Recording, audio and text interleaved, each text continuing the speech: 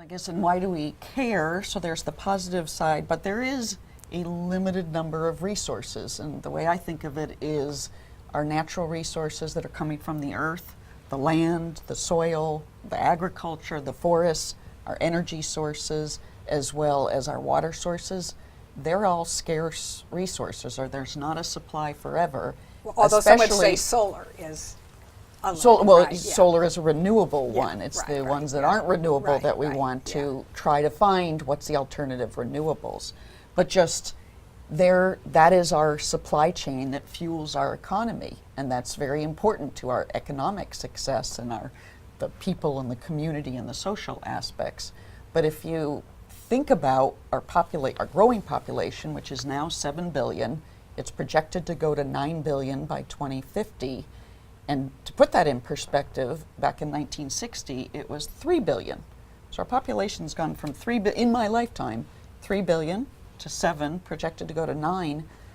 It's like when I look around, that's why the world feels more crowded. When I moved into the DC area, I moved in Arlington, and Dulles Airport was way out in the boonies, or in the rural area. In the field. Yeah. And prior to that, 1900, it was 1.5 billion. Yeah.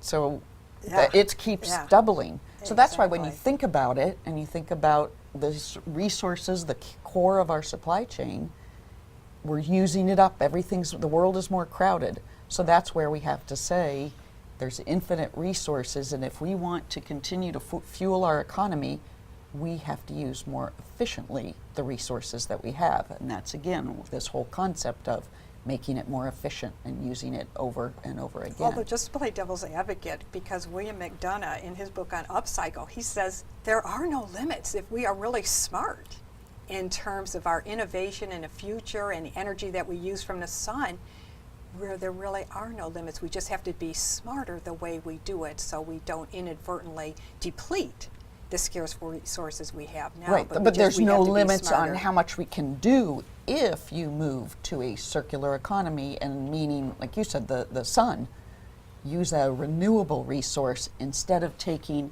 the fossil fuels that take millions of years to be regenerated.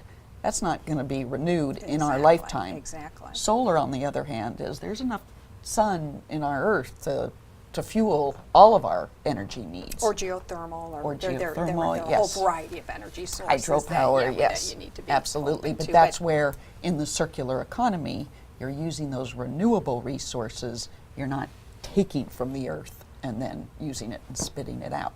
The sun is renewable. Exactly. Good points.